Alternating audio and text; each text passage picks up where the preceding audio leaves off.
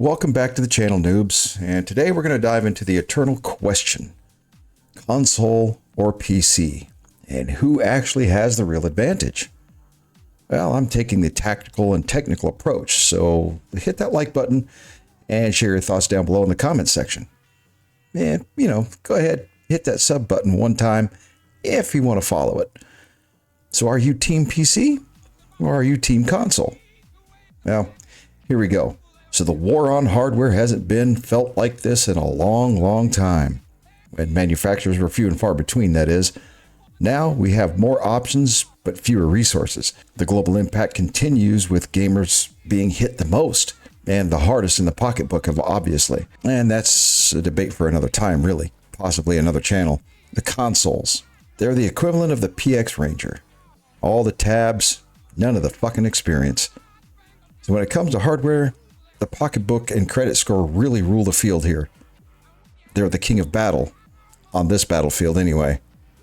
And the consoles are like a standard issue M16. You know, the old fob muskets. You get what you get, and you can't mod it. Well, beyond the storage expansions.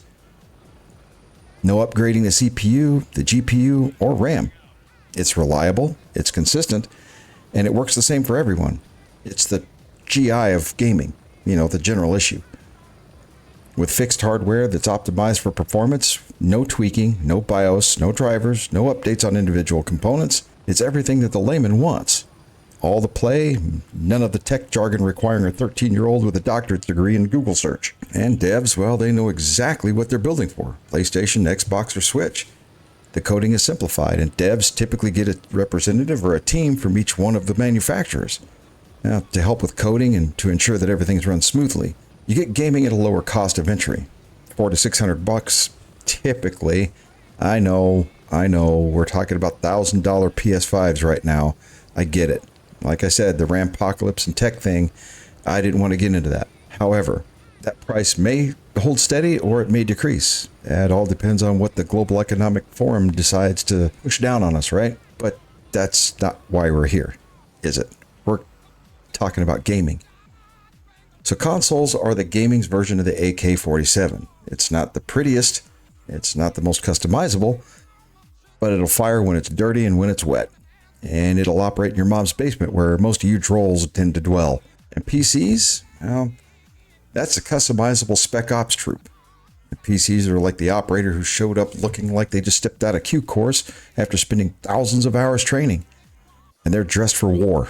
With all the gadgets, nods, plate carrier, and fully customized SIG spear. You get higher performance, provided you spend the cash, of course. Customizable, well, everything on a PC is.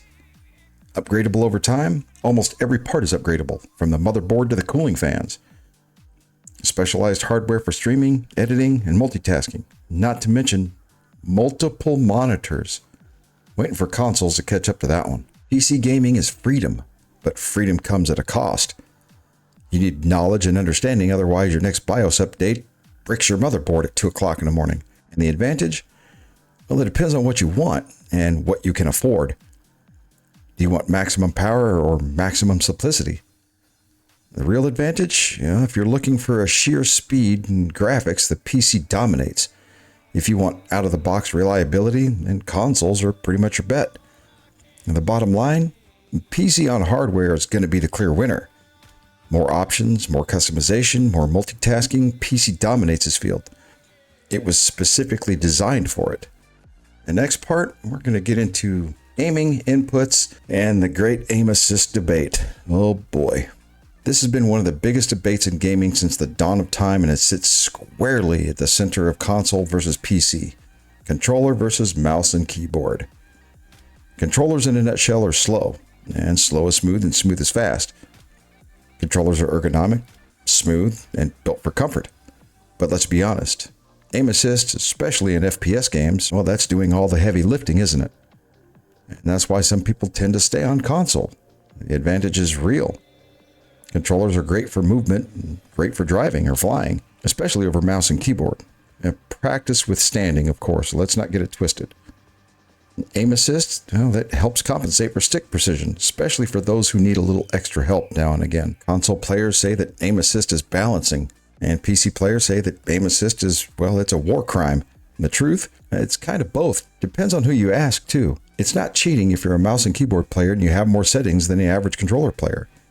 Even if you use a controller on PC, you still get those same settings, but you don't get the aim assist that is the biggest debate of all.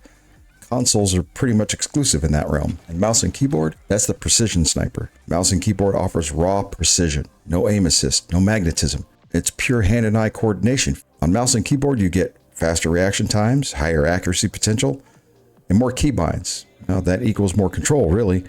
And macros for the non-FPS folks. And some FPS games, that's considered cheating, and you can get banned for it. Mouse aim is like using the 338 Lapua. Controlling is like bringing a knife to a gunfight.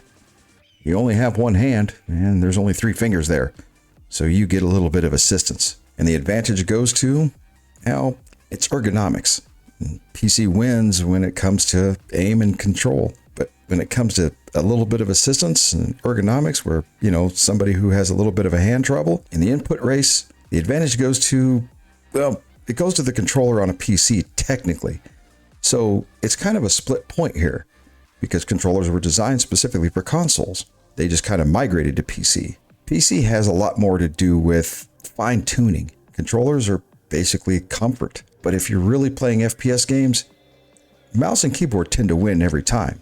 You can flick if you train properly.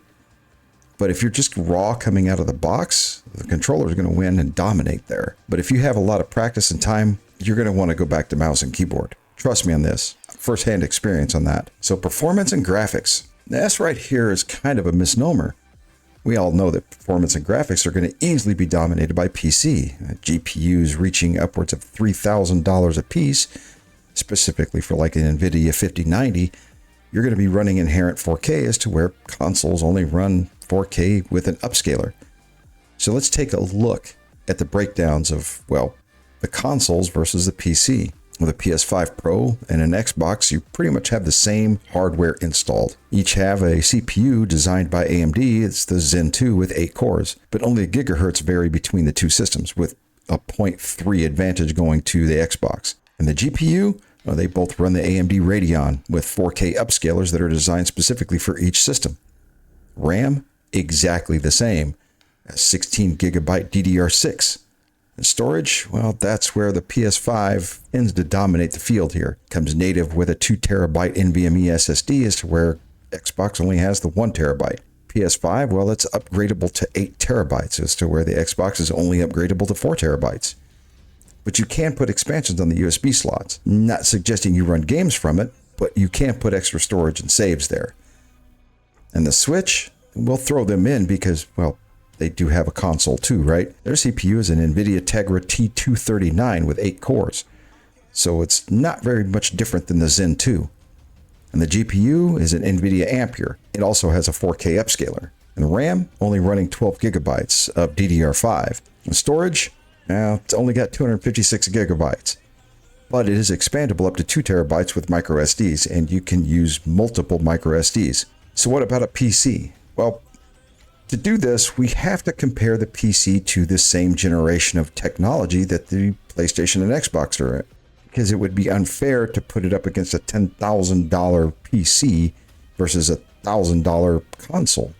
It's just not fair. If you're running a Ryzen 9 X3D with 96 gigs of RAM and a NVIDIA 5090, you're going to absolutely decimate any console that's ever created. Because nobody's going to want to spend $7,000 on a console, especially if it comes with that type of hardware. And not to mention the resources. Holy crap, that would only jack the price up even higher. So if you built a PC with these same parameters, now I'm talking about doing it yourself, because if you call a company to do it, it's going to cost you a little bit more. But if you had the wherewithal and the knowledge to do it, it would cost you roughly about $1,000. If you can find all of the parts on Newegg and have them delivered to your house, case included, you would spend about $1,000. So we're talking about running something that's very similar. And not to mention, you're going to have some serious knowledge, because you're going to have to know how to load a BIOS and load Windows, get all that stuff running properly, and get all the fucking drivers and everything else installed. Now, a PC is designed to multitask. But if you built a PC that has that same generation technology, Multitasking is not really what's going to happen. But let's just assume for just a moment that you did. So you have a $1,000 PC with the same hardware, technically, that an Xbox or PlayStation have. I'm telling you right now that the Xbox or PlayStation are going to run circles around you. And here's why. The PlayStation and Xbox are specifically designed to run games. There's no bottlenecking. There's no other weird software problems that happen when it comes to a PC. The engineers that built these things have specifically designed their systems to run their games natively. Now, granted, you're not going to get 4K resolution. It's going to be upscale, but that's what the NVIDIA chipset's for, right? So let's take a look at what happens if you took the price tag away. Well, let's go ahead and compare. You have an Asus ROG motherboard with an AMD Ryzen 9 X3D, 96 gigabytes of RAM, an NVIDIA 5090, two 4 terabyte NVMe 2 storages, and running a 240 megahertz monitor. That's 4K native without even trying. Now you price tag all of that, and you're running close to $10,000 at current prices. Now, you could probably find one that's about 8K. If you call somebody and price that stuff out, it's going to run you pretty high. So let's just say you ran about 8,000. That's 8 Xboxes. That's 8 PlayStations. So why do that? Well, because you want that 0.3% advantage. That's why. So when it comes to consoles, they're optimized for efficiency. Consoles run games like a well-trained squad marching for DNC competitions.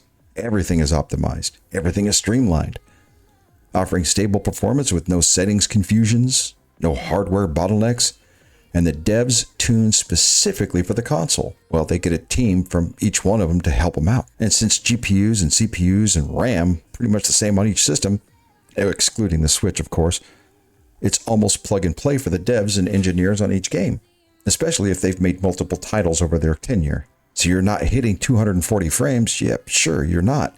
But you're also not spending 3 hours watching a YouTube guide titled Why Your GPU is Only Using 40% or Why I'm Not Getting 4K on a 165 megahertz monitor. PCs have components that make consoles look like child's play. Well, they also have the price tag to match it. And as I said before, the same version of the PC that the PS5 and Xbox would have, as far as components, pretty much cost around $1,000. So they're comparable, but the PC would fail in comparison.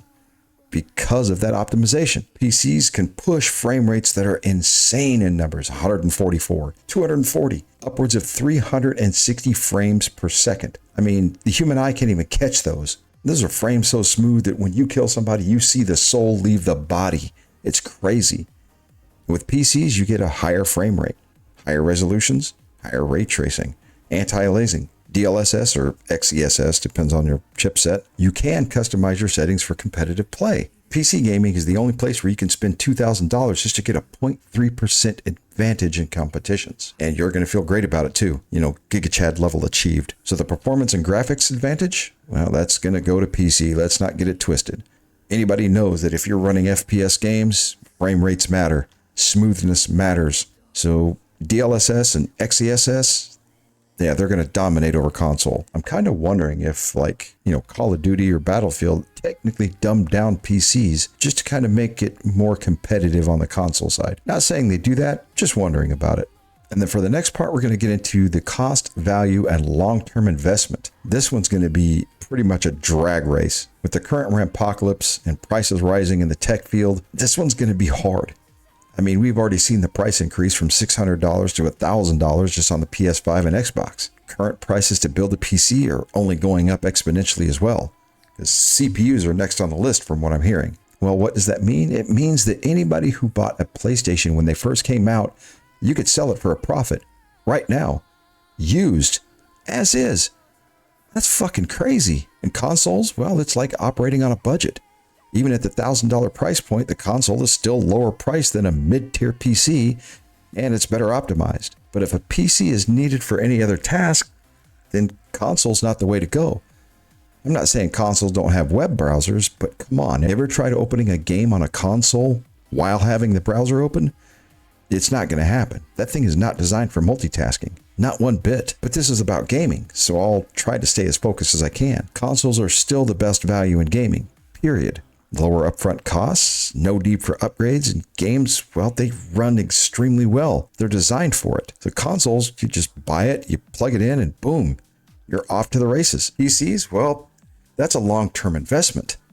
PCs cost more upfront, but they last longer if you upgrade and maintain. Placing parts over time keeps the system relevant for years. PCs also double as workstations, so research, homework, and other functions are more possible. Like I said, consoles do have a web browser and other possibilities, but PCs are just designed to multitask. Let's not get it twisted. The console is a one-time purchase. PC is a relationship, and like all relationships, it gets expensive and very time-consuming. So the cost, value, and investment advantage now depends on what's in your wallet. So if you're budget-minded, then console is your way to go. But if you're willing to spend the money and keep cash flowing, and you're going to want to go ahead and get a PC. I'm telling you now, PCs can gain or retain value. Unless there's a huge jump in tech advancements, you could build technically a Ryzen 7 X3D system with an NVIDIA 4090 and 36 gigabytes of RAM and dominate a console. You could run 4K on that thing and not worry about it. And that's old tech. So if we look at the scoreboard, PC's running away with this one, but we're not done yet. Exclusives, the ecosystem, and the community. When it comes to the community, they both have really strong and dedicated communities. In the ecosystem, well, with Crossplay, we've kind of eliminated the ecosystem because they don't dwell in their own systems now. Now, that's not saying that there aren't exclusive titles. I mean, God of War was designed specifically and built just for the PlayStation, but they've kind of recently released to the PC. And you have Halo that was exclusive to Xbox for a long time, but released to PC because, well, Microsoft saw a monetary investment that could be exploited.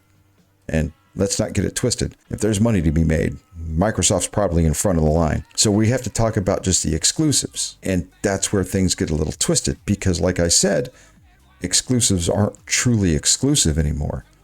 They're building games specifically just for, well, money. And if there's money to be made in PC and console, that's where games are going to get released. So if you talk about specific games like Tarkov, Gray Zone, Incursion Red River, well, they're PC related only. You will not find those on console. So do Xbox and the PlayStation really have an advantage here? Yes, they do. Simply because we still have their exclusive game libraries. That's where they tend to win. So if you have Game Pass Ultimate and PlayStation Plus Ultimate, you get free titles monthly that you can play just because you subscribed. And it's cheaper than any game title that's been released. So it's just a way to keep playing games, even though you don't technically own anything. On the PC side, you could have a Steam account, and yeah, there's a lot of free-to-play titles, but those are also pay-to-win titles. So if you're not investing money, yeah, you're just playing to be there for the whales. So I'll just go ahead and change your gamer tag to Target from there on out. So how does it look going forward? Well, consoles have big cinematic exclusives. You know, the sit back and enjoy the ride game. God of War, it used to be. Halo, it used to be. Spider-Man and Last of Us, they're still exclusive from what I understand. And these games are basically playable movies, well, with better acting than half the shit I've seen on Netflix anyway. As far as the ecosystem, like I said, it's kind of relative. PC has mods. They have a very large mod community for a lot of titles. Some mods have migrated to consoles. I do believe you can still mod Skyrim on your Xbox. At least I did when I played it. You still have other mods for older games too, like Elder Scrolls and GTA. But when it comes to custom servers, well, PC kind of kicks their butt a little bit there, right? When it comes to game prices, and this is where I think the ecosystem really matters. Each console, to include PC if you use Steam or any other type of launching system, their titles go on sale on a regular and consistent basis. So you could technically pick up pretty good title for pennies on the dollar, so to speak. But it doesn't really matter because we can't say that that's exclusive now, can we? So how do we judge this one? Well, let me go ahead and give it to you like this. This one is in the eye of the beholder. So if you want blockbuster exclusives, well, console tends to win that one. But if you want the infinite variety, PC wins. It's hard to determine a winner here because, well, exclusives are exclusive. With that being said, I could chalk this one up to a tie because exclusive titles are really set on each parameter. Xbox has their own, PlayStation has theirs, and PC has theirs. So that one's kind of a throwaway title. We'll move right along. Cheats, cheaters, and anti-cheats. Now, this is pretty much the one that everybody's waiting on. So how do you have a console versus PC debate without talking about the big, ugly fucking elephant in the room that absolutely is cheating, cheats, and anti-cheat? Now, both systems, that's console and PC, they have their varying anti-cheats. And we're going to go ahead and throw that one out the window right away, because anti-cheat comes down to two things: developer and the developer. It's that simple. So you can install kernel level drivers on consoles and they're not really going to worry about it. But if you install a kernel level anti-cheat on a PC, you could end up bricking some of your own system. That's not cool. And if a manufacturer does that, I'm not only never going to play their game again, I'm never going to download anything that they ever make ever again. And I'll blast them right here on YouTube if I find it. So we'll get right into the console part. The cheat-free system that we thought it was. Well, not really anymore, right? The cheats available on console used to be exclusive to the peripheral devices like the Cronus Zen, the Titan 2, the Ray Snow S1 device, if you've ever seen one, and the Zem. However, the recent addition to remote play from both Sony and Microsoft have opened up the capacity to PC cheat while playing on a console. Yep, remote play has entered the chat and virtually undetectable. So that kernel level driver doesn't detect it. Why? Because you don't have to install the kernel level anti-cheat on your laptop or PC. You're playing remote. Now your Xbox knows it, your PlayStation knows it, but you're not plugging a Zen or running a cheat on your console. You're running it on your PC, and it is detecting things via the screen. Fucking crazy. If you haven't seen these things, I'm telling you now, they're absolutely insane looking. So the console used to be the safe haven, and you could get away with playing your game and not running into cheaters. And a lot of console players would love to turn crossplay off. You know, Call of Duty with its last few titles eliminated that capability. You had to dig deep into the settings to find it. And even when you turned it off, like I used to do, it would simply send you a notification: crossplay's turned off, crossplay's turned off. It would want you to turn it back on all the time. Who complained the most? PC players. They complained. Why did they complain? Because they found that console players were easier to kill on PC. So all of those guys that love to make YouTube videos about shitting on 1,000 people, yeah, blame them. And PCs, well, that was the cheat-friendly wasteland that it used to be. The assumption is that PC players are cheaters, and many, if not all, console players wanted the option to either turn off or remove completely crossplay. And I would agree, but like I said, player numbers. It all boils down to retention and player numbers. Now, back in the day in 2010 or 2012, you could get away with this because there was only a few titles to pick from. But it's 2026, and there are more than 50 first-person shooter titles to choose from between all platforms. So there's no way that you wouldn't be able to turn that off and not run into the same 6 people every match, every day you turned it on. It's just a numbers game. Unfortunately, players, y'all ain't winning.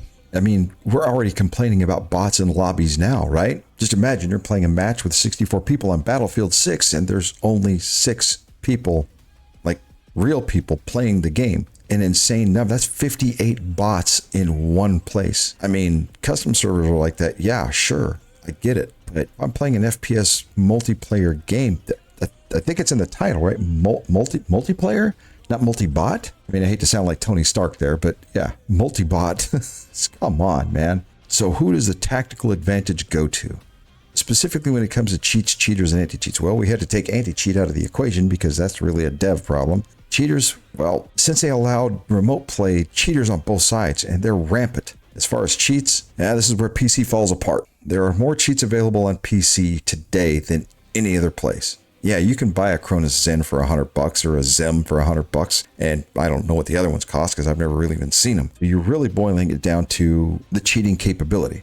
Now, I would say it's easier to cheat on PC. I'll agree with that, but it's not necessarily not easy to cheat on a console. So for this one, just because the availability is higher, PC loses out. So consoles, you get this one solid. And the final verdict, let's go ahead and get into that part. So who has the real advantage? Console or PC? Now, if you tallied up the numbers all the way through this, then you would know that by the numbers, then PC is going to win by a point or two. But that's not the truth of the story. Console is a reliable soldier. It may not be the fastest or even parade pretty, but it always gets the job done. Now, PC, well, it's like the elite operator.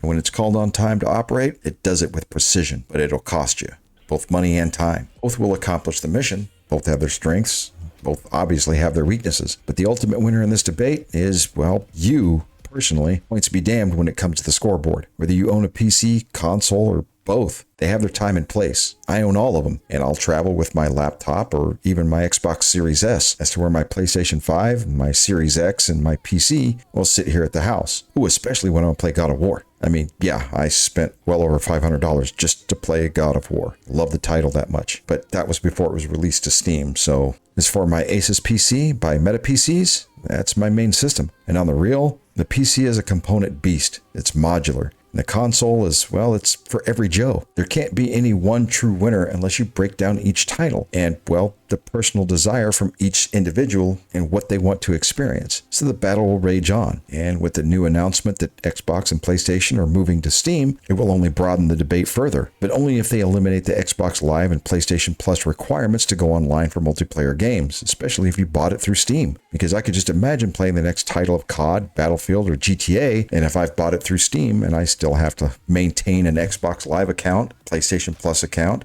that's not cool, because I just bought it on Steam on my PC. I don't have to pay you to access it. The subscription thing, that needs to go away. It seriously does. So yeah, what I'm going to say is the winner is you. That's because it's your option and the world is your oyster when it comes to this stuff. So as long as you have the cash to do what you want, and most gamers have more than one system as far as I know, and that's perfectly fine. Personally, I'm Team PC. Simply because I like the graphics content and I can have multiple monitors. That's really the linchpin winner for me. Some people, they don't need 2 monitors or 3 monitors or 4. They only need the one. Because when they're gaming, that's what the fuck they're doing. They're gaming. Me personally, I'll have OBS on one screen or maybe even Discord on the other, and then my game will run on my main monitor. So that's a me thing, right? Some people, they just want to hear their team talking in the team chat. Oh, speaking of chat, I should have added that one. On a personal note, I stopped playing on my Xbox a while back, simply because I don't adhere to the subscription model. I don't like it. And the threat of raising the cost for Game Pass Ultimate, well, that didn't sit well with me. So when it expired, I just never renewed it. I just went ahead and dropped $3,000 on a PC, and well, that's where I'm at now. That was almost a year ago, and that's just where I'm at. So let's go ahead and close this one out. Do me a favor, drop your loadout in the comment section below. Did I pull the wool over your eyes by not truly determining a winner here? Was it a little clickbaitish? Yeah, my bad on that one. So are you Team Console? Or are you Team PC? Or are you just sitting on the sideline saying, man, I just want crossplay and the anti-cheats to work? And please, no fucking drama. So do me a favor, hit that like button, subscribe, and share. And especially if you like what I'm doing here, hit the sub. And remember, noobs, it's time to be good or be good at it.